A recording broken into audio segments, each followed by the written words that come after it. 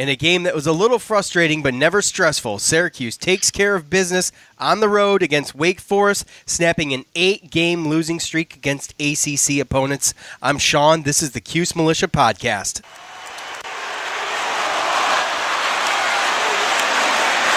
Is that an orange in your pants, or are you just happy Cuse won? Make some noise, Orange fans. It's time for the Cuse Militia Podcast with Sean and Joe. Give us a like on Facebook at Cuse Militia Podcast and follow on Twitter at Cuse Militia. The right of the people to keep and wear orange shall not be infringed. All right, what's up, Cuse Nation? Thanks for tuning in to the Cuse Militia Podcast with Sean and Joe. If you like it, please share it and hit that subscribe button. We appreciate that. So tonight we're going to go over the Wake Forest game that happened on Saturday afternoon and Syracuse basketball preview for Eastern Washington. That's exciting. We're doing the double dipping officially now. But first, before we get into anything, of course, we got to hear from the folks at MyBookie.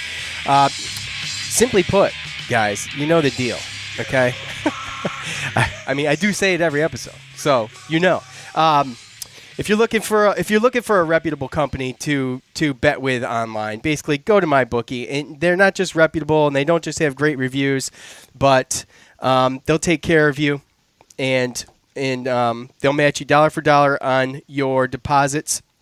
If you want to deposit before 7 p.m. Eastern Time, they'll match you dollar for dollar if you use promo code CUSE. If you want to deposit after 7 p.m., they will not only match you dollar for dollar, but they'll give you an extra $25 on deposits over $100. So visit MyBookie online today. That's MyBookie, and don't forget to use those promo codes when creating your account. So you play, you win, you get paid. A couple things to mention real quick. Shout out to Mike. I've been calling him Michael. I think I called him Michael probably 50 times because that's what his email said. So that's what I called him. But he met up with Joe, or Joe got to meet up with him at the Wake Forest game, and it was cool for Joe to meet a listener, right? It's kind of cool. Oh, yeah. You ran into another one, too, didn't you? Or someone who had listened before. Yeah, so. Another random guy. Like I said, I went there with my girlfriend's brother, so he had a friend there that was a Syracuse fan that he had listened, and then they ran into somebody else that they knew that had brought up something about, the podcast. So, yeah. That's really met cool. up with Mike, had a beverage, and, we talked about the podcast, about the game and stuff. He was there with some family and friends, good people. It was a good time. Yeah, awesome. There is a possibility, I don't know for sure, but it is possible that I make my way to Syracuse this Friday. So, I don't know. Oh. Yeah, I don't know if I'm going to be able to work it out yet, but I'm trying to. So, anyway. Oh, don't lay an egg. You can't do that. You can't do that. You did it to me. Yo, you said you were going. You said you were going. I was excited. I know. By the way, just real quick before I forget, and I forget to mention this, Syracuse under Babers is 1-15 in November. Yeah. So that's great. How many games did Dungy start of those? Oh, none, right? That's the real question. I don't think any. I mean, I think maybe a few. Maybe a few, you think? Yeah. Okay. I know. I think 1 year he started in the Clemson game. I think was a game in November, and right. And he got injured. I think that was his first year. Okay. Yeah. Babers' first year. Babers' first year. Right. Yeah. The injury to senior DB Tyrone Perkins on the was it a kickoff or a punt? I can't remember, but. He had to stay. Thoughts and prayers with him because he had to stay in Winston-Salem overnight. He had to stay overnight last night, so I'm sure he's probably gotten back home now. But it was serious enough for him to stay and be in Winston-Salem overnight. So, that sucks. That's terrible. Yeah, it was bad break, but hopefully, yeah. obviously not the best choice of words either. But hey. Yeah, no. All right, well, it is time for the 1-minute recap. We are going to throw this down. It is brought to us today by JP Mulligan's 202 West Genesee Street in Fayetteville. Trivia Tuesdays. They've got the 4 to 6 happy hour Monday through Friday, and they run specials throughout the weeks on different days. But you go there for the wings, grab some wings, grab some beer, and grab some wings, right? Just and you couple go there, more wings. and a couple more wings, and you go there. Joey want wingy. Yeah, if Syracuse is maybe you can't make it to the Dome, or maybe they're at an away game. You go there, great atmosphere to watch the game with other Cuse fans. So yeah, that's it. JP Mulligans. All right, a 41-24 win over Wake Forest in front of 26,136 fans. Syracuse sits 7-2 overall, 4-2 in the ACC. It wasn't the aerial assault of last week, as Dungey only threw for 157 yards, but as we've seen all year, it's a versatile offense, and they showed it again this week on the ground. The Orange rushed for a total of 264 yards, led by Dungey, who had netted for 119 and a score, followed up by Mo Neal, 67 yards and a touchdown. Strickland with 64 yards. Howard with 12 yards, 2 touchdowns. Elmore was called on twice for 6 yards and a TD. Syracuse only scored on the ground, but the bulk of the 157 receiving yards was handled by Sean Riley with 64, Jamal Custis with 62. I say it every week, the Orange can get to any QB, and boy did they. Despite throwing for 275 yards, Sam Hartman was sacked 6 times. Guthrie, Foster, Ruff, Robinson all got a piece of that action. The Syracuse defense also created 3 turnovers that the offense turned into 10 points. Those turnovers, in my opinion, kind of set Syracuse apart in this game. After all, they did not turn it over once, and they haven't in the past 2 games. So Wake's game plan, seemingly, as I watched it, was to protect against the pass because Dungey had lit it up against NC State. And in doing so, he had all day to throw. Looking back on it, I think he did the right thing, and he used his legs, and he made plenty of plays on his feet. And that's the edge Dungey could give you when he rips a team through the air. When he can do both, the question is, how are you going to prepare for Dungey? Yeah, well, the whole offense, really. Babers in his press conference, or interview or something, he was talking about how middle of the game he had to talk to Dungey and basically say, if we run you, or if you run, that that we're going to win this game. Like, he pretty much, they saw something, and Wake Forest was a little banged up, plus up front as far as the defensive line, plus obviously they were 124th coming in, so they were struggling. Right. Yeah. And Babers knew that they were just doing everything they could to take away those passes, like you were talking about. He just knew that they had to run, and he knew that if Dungey did what he can do, and then they were going to be able to win, and they took advantage of it. They had a little conversation about it, but like you said, if he can beat you with the pass, and then if you concentrate on one side, if the defense concentrates too much on stopping the pass or stopping the run, and they're not a balanced defense, which some aren't just because they don't have the personnel, but then it's going to be difficult to strategize for Dungey, and then especially considering, I know we haven't seen it in 2 games, but Tommy DeVito factor's still there. Sure. Coaches have seen that Babers will put in DeVito. So, yeah, obviously Dungey's back in the driver's seat as far as obvious starter, but that's still got to be in the back of some of these defenses, coaches' heads, is DeVito as well. So I think just overall for a defensive coordinator and a defense to try to game plan for our offense, overall offense is just difficult. Now, we did give up some passing yards. That little Greg Dorsch is a good receiver. He's only a sophomore, so yeah. But on the bright side of giving up the yards, Matt Colburn for Wake Forest, he rushed for 243 yards against Louisville last week, and he was actually held to 67 yards on 15 carries in that game. So there was a couple times when Hartman. He took off a couple times. I think he had like a 20-yard run at one point. Yeah. But and he looked like he was going to be a handful. But I'll tell you what, like I say every week, I said it just in the recap there, Syracuse defense can get to the quarterback, man, and they rattled his ass hard. At the end of the game, he finished the game limping, essentially. Yeah. Oh, yeah. He definitely, at the end of the game, he felt it, just like Finley at the end of the game. You said it. Our DNs can get there, and they ran a lot.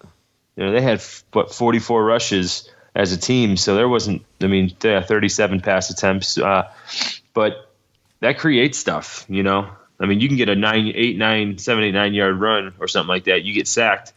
Now it's 3rd and 10, or you get these timely turnovers that we talked about. What were we, +3 in turnovers? We were. It's just that. Yeah. That kind of stuff. It's just going to help. I know they jumped out 10-0 early. A lot of times, offenses will have set scripted plays for like the first drive or something like that. So, and they're pumped up, ready to go, and they do have a decent running game. We didn't really know what to think about, like Hartman. We got to get used to him. It's his first year of the defense playing him. So started out 10-0, but I really wasn't worried, just because of how fast that we can score, and it didn't happen that fast, but we did what we had to do. It took really for the offense to get going. It took about 1.5 quarters. It was a little bit stagnant for a bit until they got maybe they had nerves or something, but it took about 1.25, and then they were off. Matching at one point, I think they matched touchdown for touchdown for four offensive series in a row, 2 for them, 2 for us. So, right. And I remember it was, I think it was 10-0. I remember looking at the scoreboard. There was like 5 minutes, a little over 5 minutes left. It might have been even under, but shoot, you're looking at 10 minutes through the first quarter. I look up, it's 10-0, and then we actually did end up. I think we got a touchdown, and then I think we got a turnover and got another. We ended up. Yeah. It was 14-10 at the end of the first quarter. Right. Yeah. It was just the quick scores. It was that turnover. Right. That did it to put him up on that. But the 157 yards passing for Dungy, by the way, that moves him into second in school history for passing yards, career passing yards. Moved him past McNabb and Graves. Only second to Ryan Nassib. So yeah. Good for him. It's like every week he's getting closer to something or he's breaking something, and it's cool. It's cool to watch. So, well, it's amazing too, because you think about all the games he actually missed. True. Yeah, absolutely. He's breaking all these records, and he's up there. Even some of the records, like what's he, like 8th or 9th in like ACC history as far as like total yards, and it's like, man. Yeah, he's up there. He's with all the injuries, he's close to probably, I would assume, maybe a 10 games, maybe even a full season worth of games missed. So, that could be a lot higher. So, yeah, it's pretty impressive. Yeah. I wanted to give Ryan Guthrie, he is coming on strong. I believe he sits second in total tackles, 68. And he's got 40 solo in 9 games. He's got 9 tackles for 41 net loss, and he got his first 2 sacks of the season for a total of 14 lost yards. So he came on strong, and boy, he showed his stuff too when he ripped Sam Hartman down that one time. He flung him like a rag doll. It was awesome. Oh yeah. Oh yeah. We love seeing that. You got to be a little careful, but hell, he's an animal. So good on him. He played really good. Yeah, he played really good. I was impressed. I just getting that ACC road game that has kind of eluded Dino Babers. Yeah. So getting that out, there's a lot of things that this team is achieving that a lot of Syracuse teams haven't achieved in a long time. And Frederick got his 3rd interception of the year. Yeah. On defense, and we talked about how we haven't turned the ball over in 2 games. That's been huge. In those past 2 wins, is taking care of the ball and doing it on the road and snapping that 8-game ACC losing streak on the road. That's awesome. And really, going into the Dome this Friday against Louisville, and then you kind of get that to be home for 2 weeks basically, and then you're just going up to New York City. That's going to be one hell of a game, in my opinion. Syracuse Notre Dame. But I won't look too far ahead. I won't look too far ahead. We won't get too far, but right. yeah, it's shaping up to be. I don't want to, Right, I know. Notre Dame's got Boston College this week, so. Yeah, well. It's not going to be a gimme. Northwestern gave Notre Dame a good shot, so. Yeah, dude, it was impressive. Their special teams is rolling too. Andre Schmidt, dude, he's just automatic. He's going to be breaking records too. I believe he's going to beat the single season record for Syracuse for scoring at some point. Yeah, he's on track, right? Yeah. So, and he's up there. I think he's already broken a Syracuse single season record for field goals. And I mean, man, they're talking about him possibly being All-American. So, how many did he hit in this game? 2. So I think he's 25 for 27 then on the year. I think he's only missed 2. Yeah. And he hit 2, and I don't think he's missed an extra point. So he's hit them all. Right. Yeah. Yep. And but like I said, it's special teams. He just fell in their lap. Oh yeah. He just fell in their lap. I mean, it's amazing. So, anything left on the Wake post game? Anything I missed? Anything you want to say? You were there. I saw a lot of fans leaving kind of early. Wake fans. Yeah. That's the one side got. It says the away side, but there was a lot of Wake Forest fans. They weren't very happy about the refereeing. I'll tell you that. That's the one thing you really don't get as far as being at the game. You don't get to see. They don't really get you good instant replay. Videos. Well, they were. So I mean, the Wake Forest. They didn't think that Jarvion Howard was a touchdown, where it looked like he tried getting in there twice. Right. It was. And then. The pass interference calls and stuff like that. Those, at the very, very most for Wake Forest, are, to their benefit, the very least they equaled out. If anything, they might have been up 1 or 2 on those. Because there was some really... I saw a couple times where Custis looked like he had his whole arm held. Yeah, he had his whole arm held one time. One time the dude was like hugging him, jumping on him, climbing him like a damn tree. And they didn't even call it. Yeah. I mean, it's horrible. So the officiating. Look, and I'm not like Mr. Broadcaster or anything, but the broadcast kind of stunk. The camera angles and the way zoomed in stuff stunk. I could never see down the field what Dungy was looking at. He's holding the ball in this clean pocket, and I'm like, why isn't he throwing the ball? We never knew because it never showed us what was going on. So yeah, it was kind of a travesty mockery. It was a beautiful stadium though. Yeah, I like the way it's set up. They got a little hill behind the end zone there where you can sit down. The little picnic area. Those cheap tickets too. I mean, those are less than $20. That's awesome. Well, they're trying to fill it up, I'm sure. Oh yeah, there wasn't many there to start. I mean, no, there really wasn't. But again, it was a beautiful stadium. Wake Forest came out and kind of, they were riding probably the highest that they have all season, and they got handled. I mean, they did. They came out in the beginning inspired, but eventually when we figured out their main weaknesses and where we could attack them and beat them, it became too late. And then once we got up and they had to stop running the ball as much because they had to catch up with points, that was when the fireworks really started. We got some turnovers, some sacks, and we took control, and we saw the DNs get into the quarterback, and that's what we want to see. We want to score points and force the other teams to not be able to play that small ball. They got to come in, they got to score with us. So that's what happened, and we eventually, we broke their will, took the game, and we got to see a good ending and a good team in our first ACC road game in 3 years, I think. Well, at least under Babers' era. So yeah, under Babers. So yeah, all right. It was fun. All right, Wake Forest in the window. In the window? No. In the window. In the rearview mirror. Rear view. It's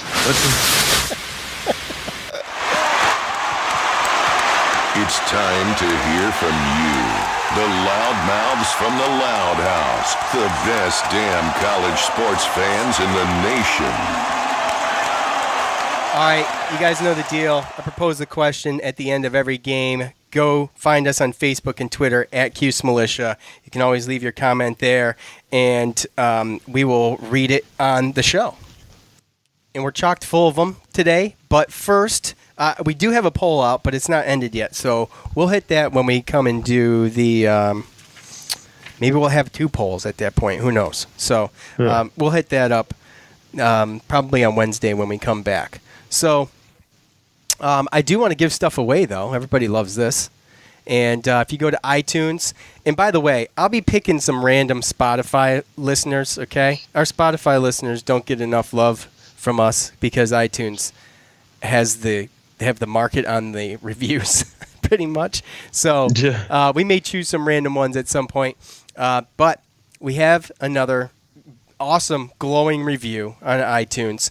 And if you want, go to iTunes, give us a 5-star rating. It does not accept 1s, unfortunately, for you haters and the trolls out there. But go there, give us a 5-star rating, give a written review. You give a written review, I read it on the show, you get swag, okay?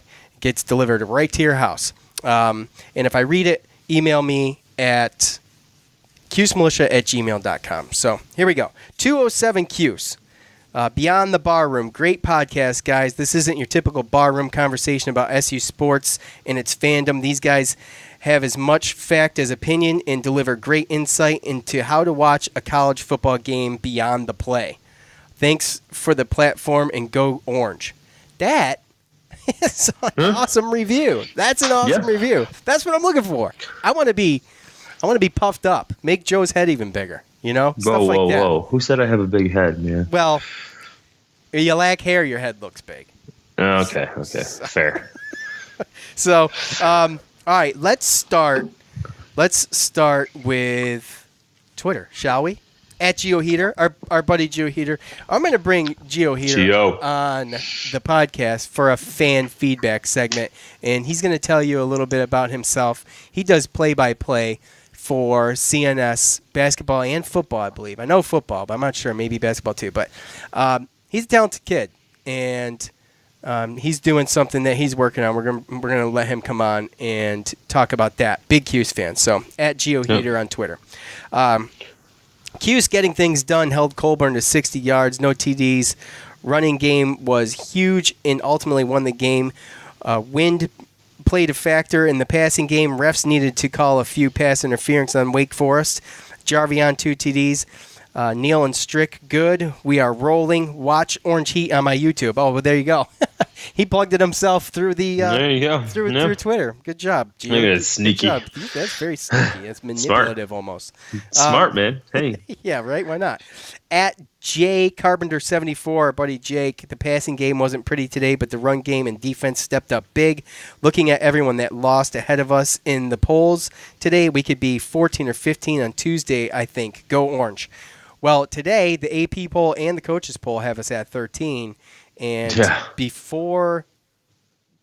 last week, they had us at, 22nd and 24th or something like that. And the college football playoff poll had us at 19. So I imagine we could be, who knows? If those are 13, Joe, what do you think? Do you think they equal out, they even out a little bit at this time? Or do you think it's even? I don't know. It's hard to say, right? Yeah, it's hard to say because, again, I think as far as like the rankings go, I don't really think that there's any type of equation. I think that's more like a committee, right? Right. Yeah. Yeah, so it's just all like the other two. It's just different people. Yeah, and there's probably people in the room that think we're overrated. Sure. There's other people that probably think that we're the second best team in the ACC. And if you look at it, not unbiased, and you look at actual losses, they're obviously going to look at strength of schedule, but you look at losses and how they lost it. I mean, we look pretty. We've talked about it before. So I think 13 is really high, and it's borderline nerve-wracking. I love it. Oh yeah. Well, did you see that thing that came out? It said that the 13 teams remaining that could still make the college football thing. I'm just like, like why? And Syracuse is on it, and I was just like, why? Like I don't expect that. Right. You know, we would need Clemson to lose. Absolutely. Need Clemson. We need a whole bunch of people to lose, and we'd have to. Yeah, we'd have. I mean, it would be ridiculous what exactly would have to happen. So. But when you're talking mathematically, just like we do during March Madness and things like that. You just take it one game at a time, and at the end of the season, the cream rises to the top. No. Sometimes, right? Well, basketball, you have your own. Basketball's a little different, yeah. Yeah, you have your own destiny in your hands because you got that tournament at the end of the year. Right, absolutely. Football, you don't. You got to get there, and then you need teams to lose. There's nothing you can do. You just got to win the games ahead of you. That's right. At J Rayner 44, handling business, absolutely. So, Jamie, what's up? Oh, you know Jamie? Yep. Is he an ESM grad? Yes, sir. Oh, is he really? Oh yeah, that's cool. Huge fan. Oh, no kidding. I didn't know that. Yep. All right. He graduated with you? I think he was sophomore when I was a senior, I believe. Oh, okay. Yeah, good buddy though. At Matt Roman, no apologies to anyone. Good road win. At Oil Cuse, Captain Patrick, our buddy here, quality win. The defense played reasonably well and caused turnovers. I was worried the lack of PI calls would change the outcome of the game, but luckily we got through it. The Wake Forest coach is an annoying little B word. Yeah, so you don't get to see that aspect either when you're at the game, So there's different aspects. Oh, he was crying a river, boy. Let me tell you. At Orange Fan 524, awesomeness, and he goes emoji happy on that. Oranges, footballs, claps, thumbs up, laughs, all that stuff. Yeah, sure. Ted on Facebook. Oh, here we go. Seeing that I was there with the internet superstar. Oh God! I mean, Joe Georgievich. It was one hell of a win. Wow! Look at this guy. Flattering. It's all facetious. Joe says. Joe Georgievich sitting next to me was my biggest highlight. So. I didn't even sit next to that guy. What is he talking? No, I'm just joking. That's Heather's brother, right? Brother, Joe. yeah. Yeah, they just put that in there so that you could have this moment to make fun of me. You know that, right? I would have got up and left. Absolutely. I'm like, I'm not sitting next to this guy. The sun's beating on his head. It's getting in my eyes. It's killing me. Hey. Daniel. Oh, you had your black beanie on. Daniel, sloppy. Now, Daniel, before I continue, because people commented on Daniel, but I don't think it was sloppy. I don't even know where he got sloppy from. He didn't even turn the ball over. It wasn't a bunch of drops or anything. At the very least, the defense let some plays go, some bigger plays than I'd like to see. But other than that, I don't know. Maybe he was talking about Wake Forest, or himself. I don't know. Maybe, I don't know. Is it Daniel or Danielle? I don't know. It doesn't matter. It's one of them. Does it? Well, there's a guy and a girl in the picture, so I don't know. Okay, hey, it's one of them. Yeah, it's one of them. Anthony, he's responding to Daniel here. A 17-point road win in the ACC, more than happy. Christopher responds to him. I didn't see sloppy. I saw a team that came in with a great game plan that didn't work with the weather and the opponent and adjust on the fly and came out with a double-digit road win. Brandon responds to Christopher there. He says, agreed. They saw a weakness in the defense and kept attacking it. Actually think besides some plays on offense and one or two on D, it was a well-played game. Yeah, like I mentioned, it's just like I agree there. Just a couple big plays. I just didn't. Couple easy ones, man, that led to touchdowns that were a little bit questionable. Punt return?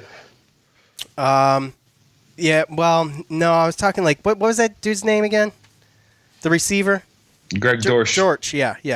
That punt return he almost took to the house right before right before he kicked it. I looked at my buddy Joe and I said, "That's a good receiver and he's going to make a big play today." And then he literally did that. And Joe just looked at me. He's like, "You called it."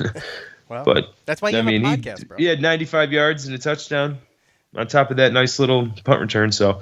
Yeah, absolutely. Lori says, great win. It's amazing. We can actually say we're 7-2. Yeah, 7-2. 2 fourth down plays away from being 9-0. That's awesome. Bubba, 7-2, and it's not basketball. Right. Bubba's back. I've been downing them all season long, and they made me look like SHIT every time. Good win, Cuse. Steve, you remember Steve called Bubba a turd disturber? Yeah. Steve responds to Bubba. Bubba, that's something coming from you. Kudos, sir. So hey, that's pretty maybe funny. It's a trend. Keep doing it. Yeah, right? Coach Gravelding said, entertaining. Yeah, absolutely. Yes. It was entertaining. Paul, as I've said all season, a win is a win. End of story. Robert, first road win in 2 years, 41 points.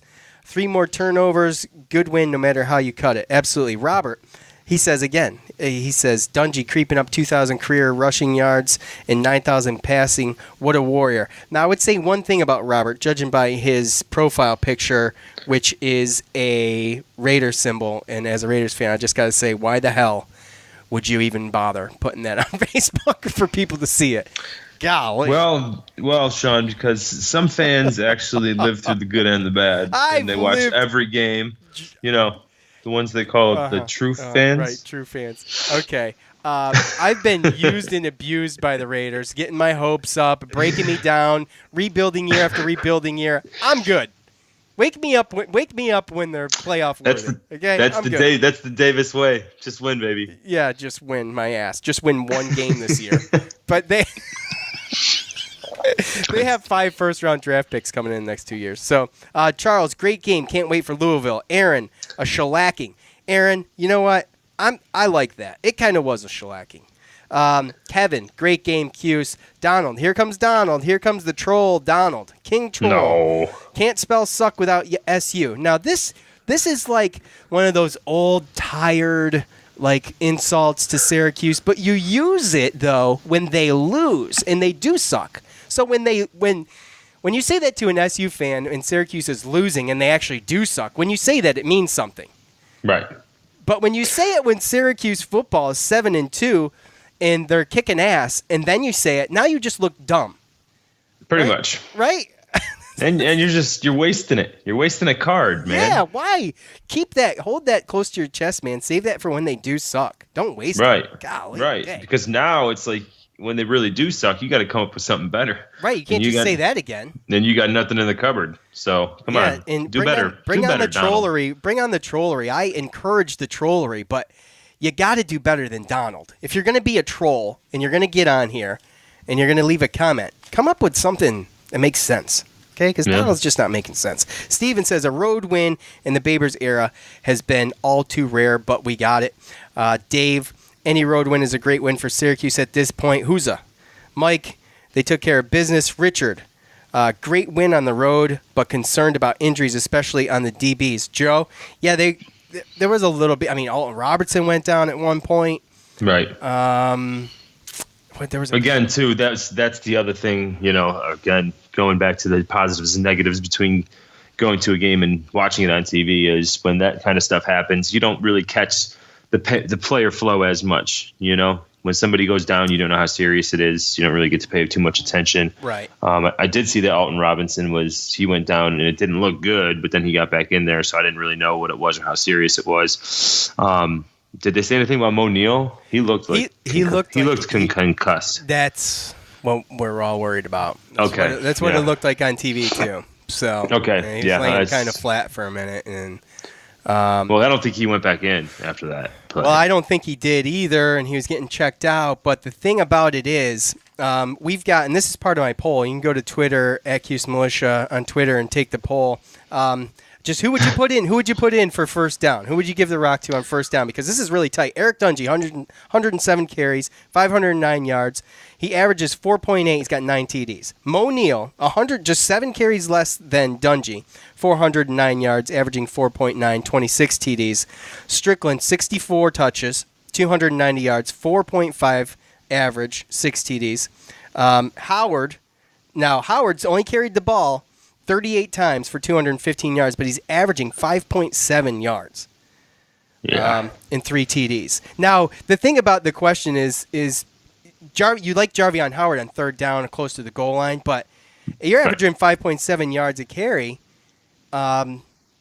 Maybe you hit him the rock on first down once in a while. I mean, that was my thought. But Mo Neal, he's such a huge part of getting some of this offense rolling that it would suck to lose him for a game or two due to a concussion. It really would. So regardless, even though it's Louisville, you know what I'm saying, Joe?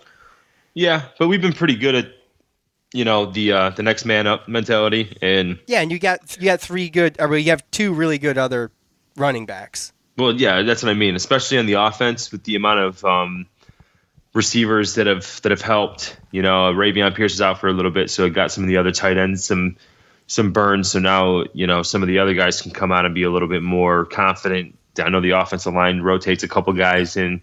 They do the same thing with running backs, and we've rotated quarterbacks. So when one goes down, I think they still all stick together. They all still understand the game plan, and there's really not too much difference. But again, when you lose a playmaker like that, then it definitely obviously doesn't help, right? Right, absolutely. So, anyway, that's it. Any final thoughts on fan feedback? No. Yes. No. If you're going to troll, do it better. That's my. Pretty much. Right. As far as the end of the game, as far as the game goes, I just love the fact that, I mean, for once in such a, I don't know how many fans out there like me have sat and watched and hoped ever since Greg Robinson, and you've had a couple glimmers of hope every once in a while, 8-5 season from Doug Marrone and Nassib, but I mean, the way that where it got to and what it's been, it's just been and to be able to actually go on the road and, albeit not a great team, but we went on the road and we haven't won a road game since Babers has been here, and we dominated. Right. We got to a point where we made a running team forced a running team to have to throw the ball, trade punches and throw the ball. Uh-huh. And it just, I mean, our defense and our defensive line just was salivating, and we finally, and that's some of the best stuff to watch. Who doesn't love watching when your team defensive responds? ends attack quarterbacks? Who doesn't want to see that? Who doesn't want to see points get put up? Who doesn't want to see, you look at a team trying to give it all they got and they can't. It's just no matter what, they just don't have the talent or whatever coaching, but they just can't in that game. No matter how hard they try, catch you. And that usually was us for the past however many years. It's you sit there and it's like we're itching and we're scratching to just try to keep up with a team, and we just don't have it. And for us to be on the other side of that, and then with the rankings and the record and, the 7-2 record and stuff like that, it's awesome, dude. Yeah. McNabb, I was 15, 12, 13, 14, 15 growing up. That was awesome. I remember a little bit of Marvin Graves, but as far as, my obviously adult life, this is by far the best. Yeah, absolutely. The best team, the best team, the most exciting season, the way that it's gone. And I hope that it can get carried over to this Friday coming up. It's nice seeing your team respond, especially on both sides of the ball. I mean, they kind of did on defense. They've come up at the end of games on defense. The past two games, NC State and this game, sacking Hartman when it really counted, and really, really making them literally wobbly. The dude was wobbly. Just putting in full, complete efforts on all sides of the ball, special teams. And again, usually that's not us. I mean, absolutely no. Usually how many times have we fallen apart? How many times did we just fall apart when things got stressful? What I mean. You have a game in November, away game in November on the road against the ACC opponent. You go down 10-0, and you come back, keep your composure, come back, and basically take the game. Once they were ahead, that was it. They never impose your will. Yeah, that was it. That was it. And you could feel it, and the Wake Forest fans knew it. Yeah, they knew it. They were like, yeah, these guys don't got anything. There was plenty of time for them to come back and win, realistically in a football game, and there was people that were leaving they wanted to go have lunch. Halftime. They're done. They're done with it. So, all right, cool. Let's do this. We've got Syracuse basketball. Okay, they start their much anticipated season against the Eastern Washington Eagles in the Big Sky Conference. The game is Tuesday, November 6th at 7 p.m. in the Dome. It's going to be interesting to see what we got with Howard, with Washington, and Jalen Carey coming off of injuries, and we'll just have to keep our eyes on that. But we still got to wait and hear if any of them are going to play, right? Right. Yeah. Well, we had heard that Frank Howard was going to be ready, that he was going to start practicing this week, and that he was going to be ready for the first game of the season. But that was the initial. Well, that was a couple weeks ago, so we don't really know. But Joe, the reason we have you here is because no one's even heard of the Eastern Washington Eagles out of the Big Sky Conference. And so you're going to tell us about them, right? Yeah. If for what I know, that did not sound very confident.